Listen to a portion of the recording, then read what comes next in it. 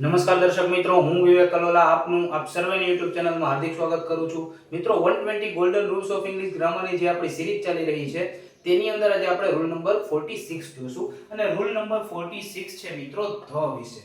The વિશે એટલે કે આર્ટિકલ ધ વિશે. આર્ટિકલ ધ છે એ કઈ કઈ જગ્યાએ લાગે છે, બરાબર છે, કેવા નામો કેવી વસ્તુઓની પહેલા આર્ટિકલ ધ નો યુઝ થાય છે તેના વિશે છે. ક્લિયર છે મિત્રો? તો જોવો જોઈએ કે પહેલી વાત તો એ કે વિશ્વની જેટલી પણ યુનિક વસ્તુઓ છે, અજોડ વસ્તુઓ છે, બરાબર, તેવા નામોની પહેલા આર્ટિકલ ધ નો ઉપયોગ થાય છે. એટલે કે કેવી વસ્તુઓ, બરાબર છે મિત્રો? તો કે ગ્રંથો થઈ ગયા, કોઈ પવિત્ર ગ્રંથ હોય જેમ કે રામાયણ છે, મહાભારત છે, બાઇબલ છે, બરાબર છે, ઇટ્સ. એના પછી તો કે નદીઓ થઈ ગઈ, જેટલી પણ પવિત્ર રિવર્સ છે, નદીઓ છે, બરાબર છે, તેવા નામોની પહેલા એટલે કે નદીઓના નામોની પહેલા પણ આર્ટિકલ ધ લાગે છે. પછી સમુદ્ર થઈ ગયા, બરાબર છે, રણ થઈ ગયું, બરાબર છે, જેમ કે ધ સહારા, દિશાઓ થઈ ગઈ નોર્થ ઈસ્ટ વેસ્ટ, બરાબર છે, પર્વતમાળાઓ થઈ ગઈ અરવલીસ, બરાબર છે, હિમાલયાસ. ક્લિયર છે મિત્રો? અને સંગીતના સાધનો થઈ ગયા, બરાબર છે. તો વગેરે એટલે કે આવા નામોની પહેલા આપણે આર્ટિકલ ધ નો યુઝ કરીએ છીએ. હવે આપણે આને સેપરેટલી જોઈએ. જોવો જોઈએ મિત્રો કે આર્ટિકલ ધ ક્યાં લાગે છે. તો પહેલું છે ન્યૂઝપેપરના નામોની પહેલા, બરાબર છે.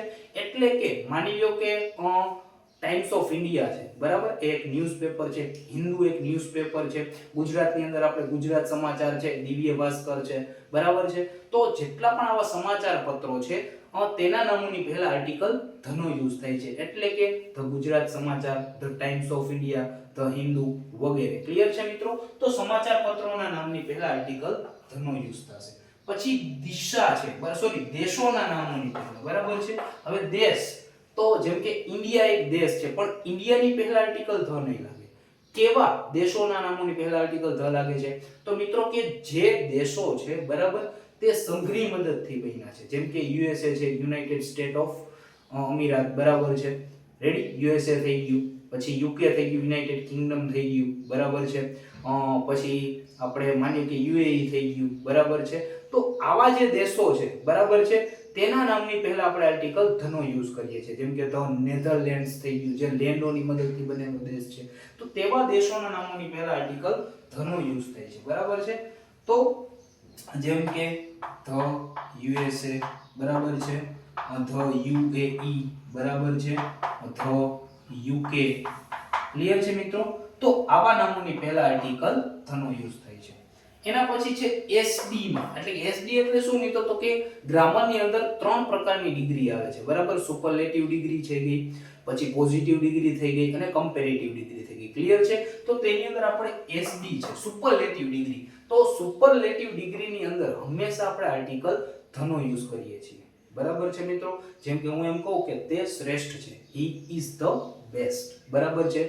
પછી આપણે એમ કહીએ કે ભારતની સૌથી મોટી નદી ગંગા છે, ધ બિગેસ્ટ રિવર, બરાબર છે, ઓફ ઇન્ડિયા ઇઝ ગંગા, બરાબર છે. તો મિત્રો આવા જે સુપરલેટિવ ડિગ્રી છે, બરાબર છે, તેમાં પણ આપણે આર્ટિકલ ધ નો યુઝ કરીશું. પછી છે મિત્રો મેટાફર. મેટાફર એટલે શું મિત્રો? તો કોઈ બે અલગ અલગ વસ્તુ, કોઈ બે અલગ અલગ વ્યક્તિને જ્યારે આપણે એક જ દર્શાવીએ, બરાબર છે, ત્યારે તેવા કેસની અંદર આપણે આર્ટિકલ ધ નો યુઝ કરીએ છીએ. ક્લિયર છે? જેમ કે હું એમ કહું, બરાબર છે, કે લક્ષ્મણ એ અમારા ક્લાસનો મહાત્મા ગાંધી છે. તો Lakshman is the Mahatma Gandhi of our class. Clear છે મિત્રો? પછી Kalidas is the Shakespeare of India, બરાબર છે. શેક્સપિયર કોઈ અલગ વ્યક્તિ હતો, બરાબર છે, કાલિદાસ કોઈ અલગ વ્યક્તિ છે, પરંતુ બરાબર છે એ બંનેને એક જ દર્શાવ્યું. ક્લિયર છે? તો તેવા કિસ્સામાં આપણે આર્ટિકલ ધ નો યુઝ કરશું. એટલે કે મેટાફોરની અંદર આપણે આર્ટિકલ ધ નો યુઝ કરશું, બરાબર છે. પછી નદીઓના નામોની પહેલા, નદીઓના નામ એટલે ધ ગંગા થઈ ગઈ, ધ બ્રહ્મપુત્ર થઈ ગઈ, ધ નાઇલ થઈ ગઈ. ક્લિયર છે મિત્રો? નદીઓના નામોની પહેલા પણ આપણે આર્ટિકલ ધ નો યુઝ કરીશું. તેવી જ રીતે જો જ્યારે કોઈ એક જ સેન્ટેન્સમાં પ્રોનાઉન અને કોમન નાઉન હોય, બરાબર છે, ત્યારે તેવા કિસ્સામાં પણ તમે આર્ટિકલ ધ નો યુઝ કરશો. અહીં આપણે એક એક્ઝામ્પલ લીધું છે ધ ન્યુયોર્ક સિટી. તો જોજો મિત્રો, આ જે ન્યુયોર્ક છે, બરાબર, એ કેવું છે? તો ઈ પ્રોપર નાઉન છે. કેવું નાઉન છે? પ્રોપર નાઉન છે. પણ સિટી છે એ કોમન નાઉન છે. કેવી રીતે? કે આ પ્રોપર નાઉન છે. ન્યુયોર્ક તો કોઈ શહેરનું નામ હોય, પણ ન્યુયોર્ક આવે શેમાં? તો કે સિટીમાં આવે, શહેરમાં આવે. ક્લિયર છે? તેવી જ રીતે વિશ્વની એકમાત્ર વસ્તુઓના નામોની પહેલા, વિશ્વની એકમાત્ર વસ્તુ એટલે કઈ? જેમ કે પૃથ્વી, આખા વિશ્વની અંદર, બરાબર છે, પૃથ્વી એક જ છે. તો અહીંયા તમે શું લગાડશો મિત્રો?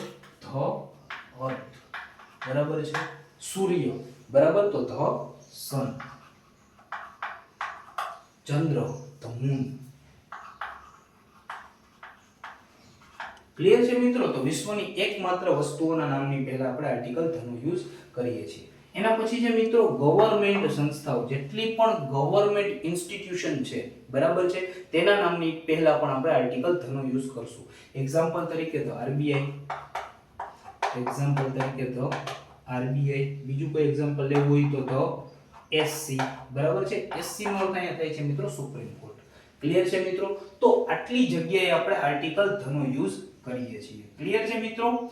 તો આ હતો આપણો રૂલ નંબર 46, જે હતો આર્ટિકલ ધ વિશે. આશા રાખું છું તમને આ નિયમ હું બહુ સારી રીતે સમજાવી શક્યો હોઈશ. જલ્દી જ મળીશું આપણે રૂલ નંબર 47 ની સાથે.